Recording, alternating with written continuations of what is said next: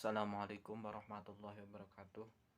Alhamdulillahirrabbilalamin. Wassalatu wassalamu ala asrafil anbiya'i wal mursalin wa ala alihi washabihi ajmain, amma ba'du. Perkenalkan, nama saya Sandy Teka Pratama dengan nomor NIM 2008304037, kelas IAT 4A.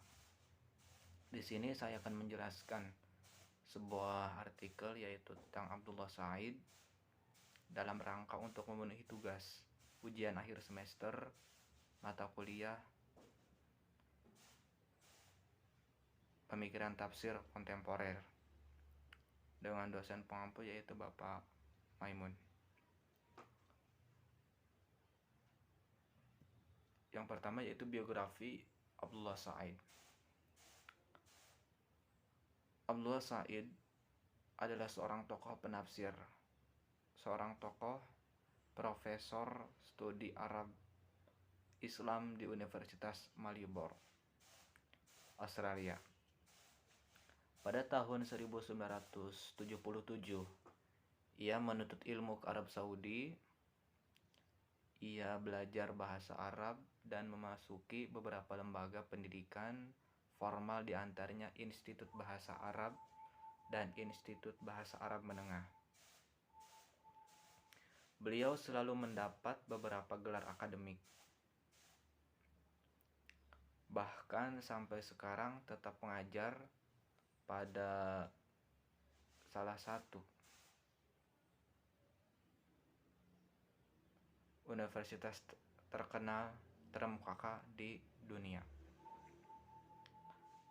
Said dikenal sebagai dosen yang ulet di Australia. Ia mengajar studi Arab dan Islam pada program sastra dan pasca sarjana. Mata kuliah yang diajarkan adalah ulum Al-Quran, intelektualisme muslim dan modernisasi, hermeneutika Al-Quran, metodologi, hadis, dan ushul fikih. Selanjutnya pada tahun 1993, beliau diangkat sebagai asisten dosen pada jurusan Bahasa Asia dan Antropologi di Universitas Maribor.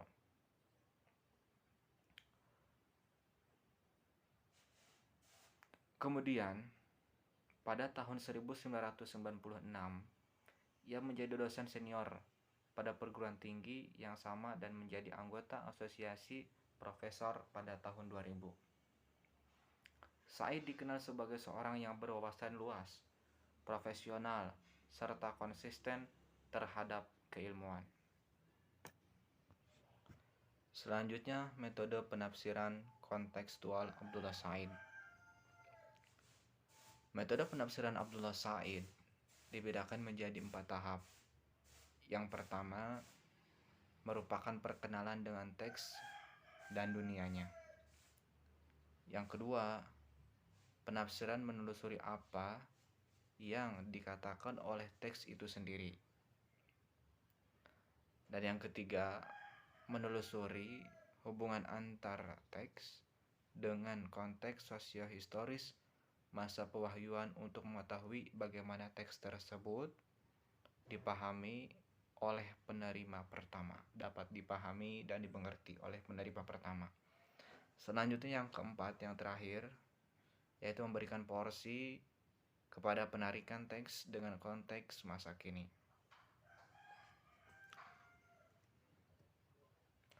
Selanjutnya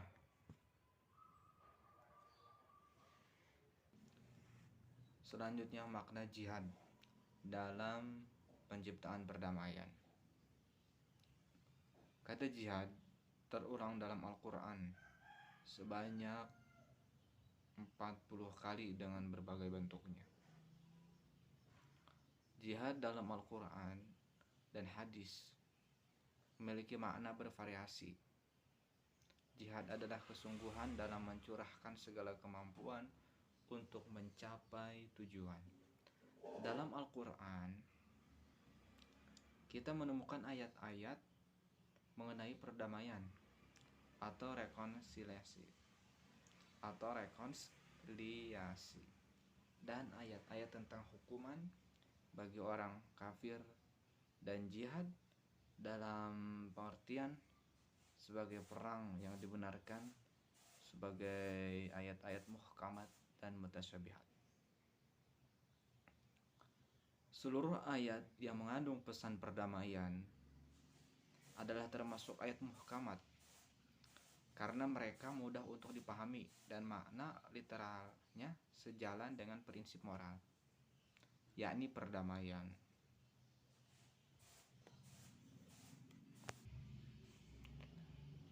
Gagasan teologis tentang perdamaian harusnya diaplikasikan oleh muslim dalam kehidupan sehari-hari.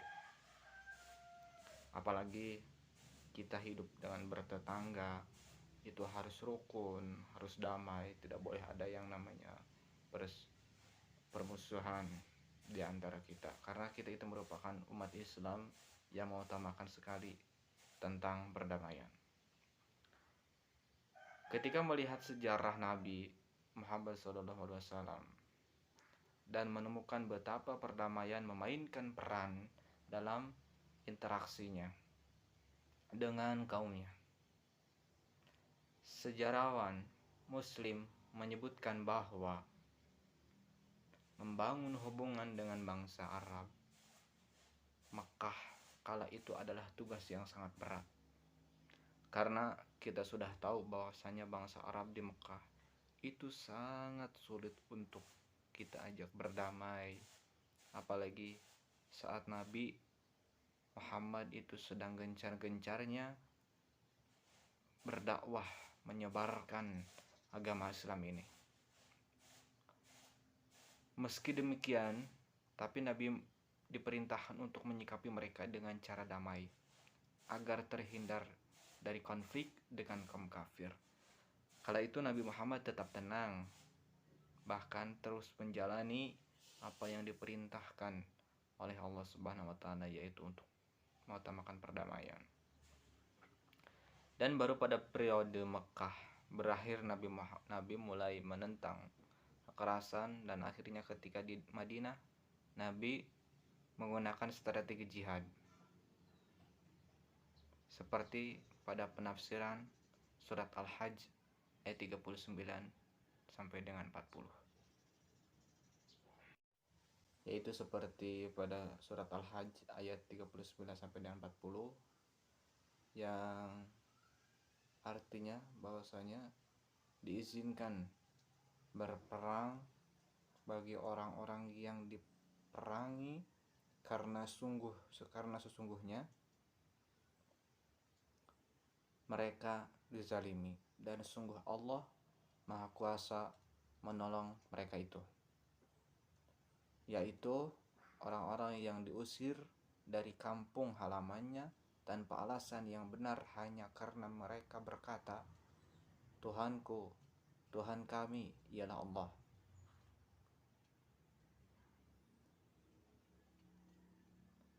Seandainya Allah tidak menolak keganasan sebagian manusia dengan sebagian yang lain, tentu telah dirobohkan biara-biara Nasrani, gereja-gereja, rumah-rumah ibadah orang Yahudi, dan masjid-masjid yang di dalamnya banyak disebut nama Allah. Allah pasti akan menolong orang yang menolong agamanya. Sungguh Allah Maha Kuat, Maha Perkasa. Itulah arti dari surat Al-Hajj ayat 39 dan 40. Bisa diambil makna oleh kita bahwasanya penting sekali yang namanya perdamaian. Bahkan kata Allah, apabila tidak ada larangan, apabila di dalamnya tidak disebut nama-nama Allah dalam tempat ibadah orang-orang Nasrani, orang-orang Yahudi, gereja-gereja mereka, maka oleh Allah akan dirobohkan dan dihancurkan begitu saja. Sekian penjelasan dan pemaparan dari saya, kurang lebihnya mohon maaf. Ditutup bila hatib walidayah. Wassalamualaikum warahmatullahi wabarakatuh.